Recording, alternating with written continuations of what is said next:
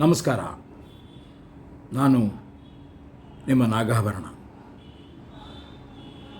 November 28ನೇ ತಾರೀಕು ಗುರುವಾರ ಸಂಜೆ 4ರಿಂದ ನಯನ ಸಭಾಂಗಣದಲ್ಲಿ ಗರುಡ ನಾಟ್ಯ ಸಂಘ ಮತ್ತು ಕಲಾಯಾನ ಟ್ರಸ್ಟ್ ಆಯೋಜಿಸಿರುವ ಗರುಡೋತ್ಸವ 2024ಕ್ಕೆ ನಿಮಗೆಲ್ಲರಿಗೂ ಸ್ವಾಗತ. ಹಾಗೆಯೇ ಆವತ್ತು ಪ್ರದರ್ಶನ ಕೊಡ್ತಾ ಇರುವಂತಹ ಪುಟಾಣಿ ತಪಸ್ಯೆಯಿಂದ ಹಿಡಿದು ಸುಮಾರು 60 ಜನ ಕಲಾವಿದರಿದ್ದಾರೆ.